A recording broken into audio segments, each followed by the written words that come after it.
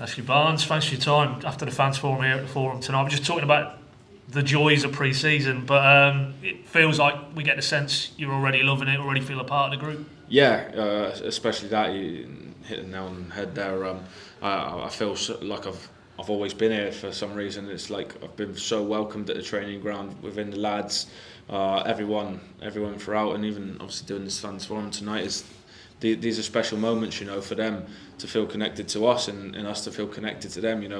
They're no different to us. Sat in the seat, we're just the privileged and lucky ones, like me and Anel was saying, that are in that position, that we are fortunate doing something that we really loved as children, and we've managed to reap the rewards. How was it tonight? As you say, it's probably your first real touch point with, there was 250, maybe 300 fans here tonight. How did that go? It was 2 hours or so, and you spent a lot of that on the stage. Was that like as tough as 90 minutes? Or? I think that was tougher, yeah. All eyes on you, yeah. When you're in the stadium, you switch off, there's one thing. But no, it was nice to hear what the truths of, obviously, the questions that they want to ask to us for. So it was special, and I really like them nights, because they get to speak their minds, and we'll give them the answers that hopefully they want to hear or they didn't want to hear. It's tough. It's one of them things that they'll get the answer one way or another that they came for. Yeah, and also from them fans, they'll get another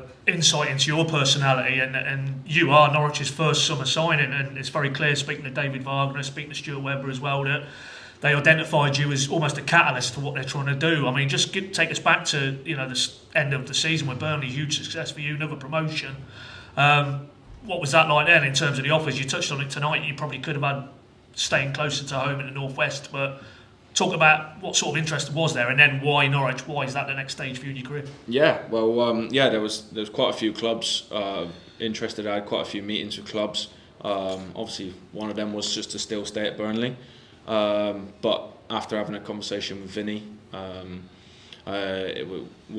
we had a honest conversation and stuff, and throughout the season, and we were very, very close. And yeah, it was just one of them things that my time was right time to end on, and I couldn't have ended on a better high to go out on with my time at Burnley, and to obviously let them do what they need to do in the next challenge, and for me to have an experience, a new challenge. And like I say, I live in the northwest, and there's plenty more clubs around that area. Would have been easier just to stay at home. But the real reason why I came here was after speaking to Stuart and the manager, and their vision of where they wanted the club to go. Obviously, everyone wants to be back in the Premier League, and that's for me. I have ambition, and that's where I believe I should be, and believe where I want to help this group. It's got a great, fantastic group of squad of players here.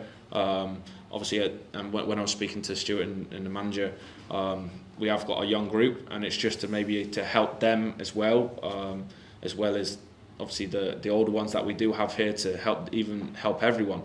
Obviously the know-how of getting out of this league, and hopefully that's why I'm here. And first and foremost is to score goals, and obviously I've got big boots to fill because Teemu was sensational here, and yeah, everyone will probably say I'm 33 or why is he coming here and whatnot, and obviously we're losing a magnificent player as Teemu, but I'm here. I still feel as fit as a fiddle, and I'm raring to go.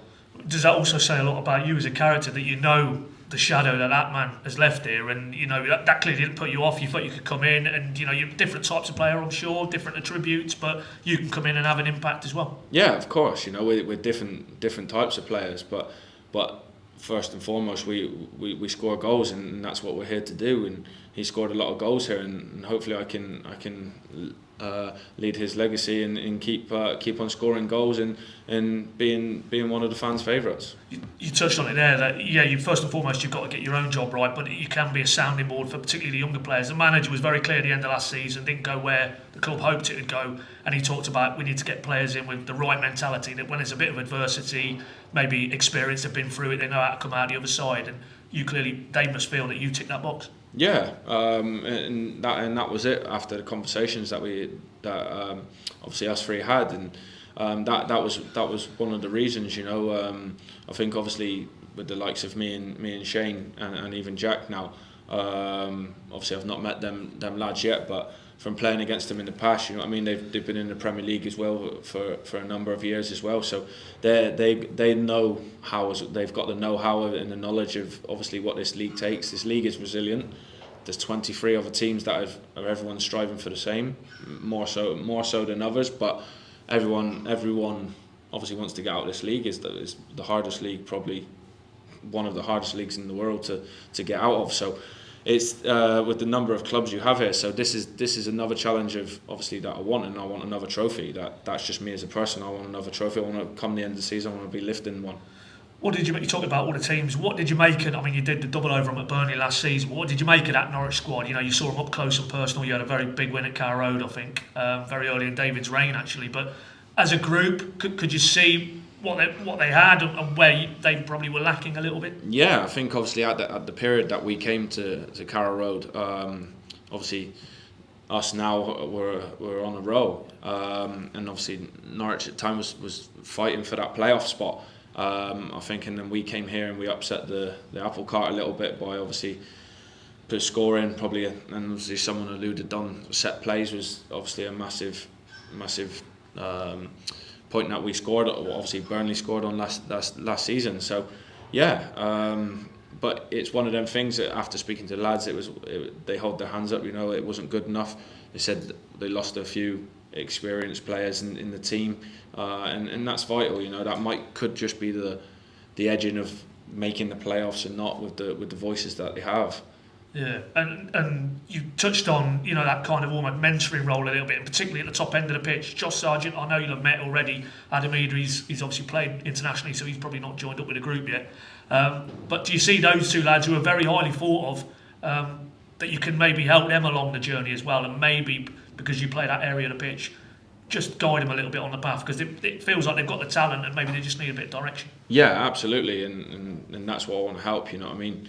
I want to give them as much help as possible, and I think them playing with me as well as a person, I'm there to help them, you know, and that's like I say to them. I was like obviously speak to Josh, you know what I mean? What a great talent. I've only trained with him one day, and I think he's exceptional. You know, I'm so excited to link up with him, you know, and just for our movement already, just in day one of a little bit of possession, I'm so excited to see what the season can hold. Yeah, I'm sure the fans will love to hear that. I mean, it is early days, but as David sort of sat you down and sort of talked almost about your role in the formation, or is it still at this stage quite fluid? No, at this stage is obviously very early because it's day one. The lads ain't in it at the moment, so once they come back off international break, I think the boss said everyone's mostly back by next Monday. So I think from Monday will be like the real nitty gritty meetings, etc., of all obviously the way that we need to play and want to play.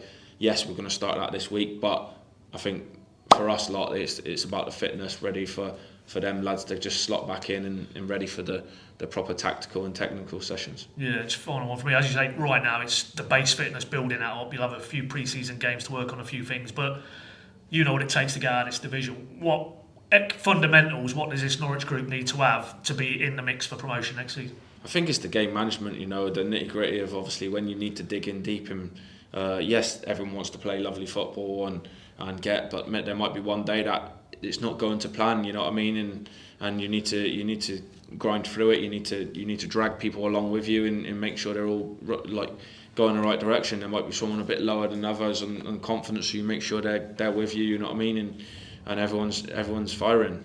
Right. Good luck, mate. Nice one, thank you, I appreciate it.